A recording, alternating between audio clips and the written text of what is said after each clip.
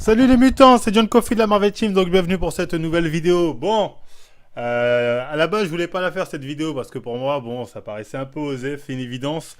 Mais on m'a tellement notifié, ah regarde la transformation de Léon Gokarska. Bon, je dis mal le prénom, mais enfin bref. Je me suis dit, bon, il est temps de vous remettre un petit cours de Sharingan. Comment reconnaître un chargé? Parce que j'ai vu certains qui disaient peut-être un peu des bêtises, un peu trop d'enthousiasme dans leur analyse, de très mauvais Sharingan. Enfin bref, on va essayer de voir ensemble quels sont les critères qu'il faut commencer à voir pour définir si quelqu'un est potentiellement chargé ou pas. Je tiens à dire déjà que, qu'importe la personne, le doute est toujours permis. Ça, c'est la base. On peut toujours avoir un doute. Après, le doute, faut l'appuyer par des propos pour que le doute soit crédible. Donc, est-ce que le doute est crédible dans le cas de Gotersga? C'est ce qu'on va essayer de voir ensemble. Donc, la première chose à voir, c'est ça, c'est effectivement, est-ce qu'il y a eu une transformation? On peut voir que là, oui, effectivement, il y a eu une transformation. Tu vois, il était assez fin, il a bien évolué. Donc, première chose, il a évolué. Il y a eu une transformation, voilà. Il n'y a pas de débat, il y a eu une transformation. Ça, c'est la première chose qu'il faut noter. Parce qu'il a évolué, c'est bien. Mais est-ce que physiquement, sa transformation est suspecte? Comme j'ai dit, c'est pas une transformation à la Adama Traoré, hein, où le mec, pouf, explosion lunaire, grosses épaules, gros, tout, un bodybuilder. Euh, et lui, c'est pas le même level, hein. Et envie de dire, même physiquement, il n'y a pas de signe. Après, ça ne veut pas dire qu'il n'est pas chargé, mais je veux dire, il n'y a pas de signe qui nous montre que physiquement, il a un corps, en tout cas, de chargé. C'est-à-dire, il n'a pas la gynécomastie, il n'a pas les épaules abusées, les trapèzes qui explosent, un haut de pec saillant ou une sèche de découpé malade de ouf. Donc, il n'y a pas ces critères-là qui nous font dire que... Il n'y a pas les critères qu'on peut voir chez les chargés random utilisateurs de stéro ou ce que tu veux. Alors, il n'y a pas ça. On pourra débattre comme tu veux, il n'y a pas ça. Les biceps courts, stati, voilà, il n'y a pas ça. Ça ne veut pas dire qu'il n'est pas chargé, attention. Hein. Mais son physique, je suis désolé, tu regardes n'importe quel footballeur random, ou pas footballeur, hein, tu peux le comparer à n'importe quel. Tu sais, il a rien de plus que, je sais pas, que le physique de Ribéry, ou bien le physique d'un mec qui va faire que de Zlatan, ou le physique de, je sais pas, Enfin bref, ça veut pas dire qu'il est pas natif, mais je veux dire, son physique ne sort pas de la norme. Ça, même parmi les footballeurs, c'est un beau physique, mais c'est pas un physique hors norme. Il y a des footballeurs avec ce genre de physique, t'en trouves. Donc il sort pas des normes. Encore une fois, ça veut pas dire qu'il est nachi, mais je dis juste que c'est pas un physique hors norme. Hein.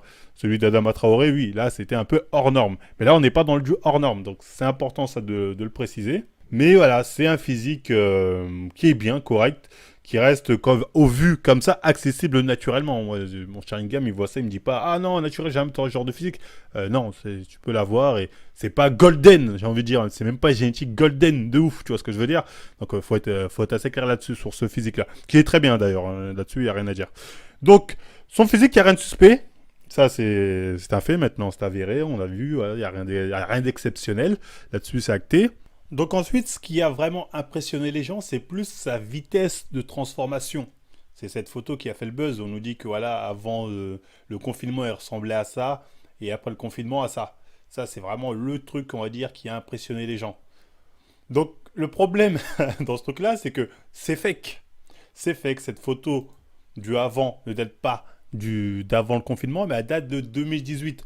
Donc à partir de là, on a tous été menés en bateau. C'est-à-dire cette photo, on a été impressionnés parce qu'on s'est dit putain, en 3 c'est combien le confinement? 2 mois, 3 mois, il a évolué comme ça, surchargé. Or que c'est faux, cette photo est fake. Hein. C'est une photo qui date de moins de 2018. Hein. Donc voilà, comme vous pouvez le voir, c'est une photo en fait qui date de il y a 2 ans. Donc quand on se dit en 2 ans, il est passé de ça à ça, bah, tout d'un coup, bah, c'est moins impressionnant. En 2 ans, si ça a été progressif, bah oui, là-dessus, là, d'un coup, ouais, non, c'est moins impressionnant. Donc, on s'est fait avoir par une fake transformation. En tout cas, sur le temps, la transformation est fake, du moins sur le temps, comme on nous l'a vendu, c'est faux. Donc, je pense que c'est plus ça qui a impressionné les gens, sauf que les gens ont été impressionnés par un truc qui est, pour le coup, complètement faux. Par exemple, là, vous avez son physique le 31 mai 2019. Le 31 mai 2019, déjà, il était mieux que son physique de 2018. Donc, il avait déjà progressé. Excusez-moi. Il avait déjà progressé, hein, tu vois. Donc, ça a été une transformation qui a été progressive. C'était pas en 3 mois comme ça rapidement. Donc, ça a été assez progressif. Ensuite, on a cette photo qui nous dit non, la transformation a eu lieu de janvier à mai. Donc déjà, c'est le problème de se avoir après en photo comme ça, c'est qu'il est en manche longue. Donc forcément, ben, on peut pas bien voir l'évolution, tu vois. Tu peux un manche long et un manche court, tu dis ouais, il a pris des bras. En fait, là, avec le manche long, tu sais pas, tu vois. Peut-être qu'il avait les mêmes bras, on n'en sait rien. Mais après, dans ce cas-là, tout ce qu'il y a à faire, c'est quoi? C'est regarder son Insta. Là, on a des photos de lui qui datent de janvier. Bon, il est en manche longue, donc on voit pas trop, on peut pas trop constater la différence. Mais je veux dire, même si il a pris, j'ai l'impression qu'il a pris un peu de janvier à aujourd'hui, en tout cas, j'ai l'impression qu'il a pris quand même un peu en masse musculaire, pas de ouf, un peu, mais ça peut s'expliquer. C'est-à-dire, sa prise de muscle d'ici là peut très clairement s'expliquer de janvier à mai. Comment? Bah, par le confinement. C'est-à-dire, le gars, euh, ça c'est un truc qui est propre à beaucoup de footballeurs, c'est-à-dire, quand vous faites du renforcement ou de la musculation, ne serait-ce que par votre pratique du foot et de tout ce qui va être cardio à côté, tout ça, c'est un frein à un gain musculaire.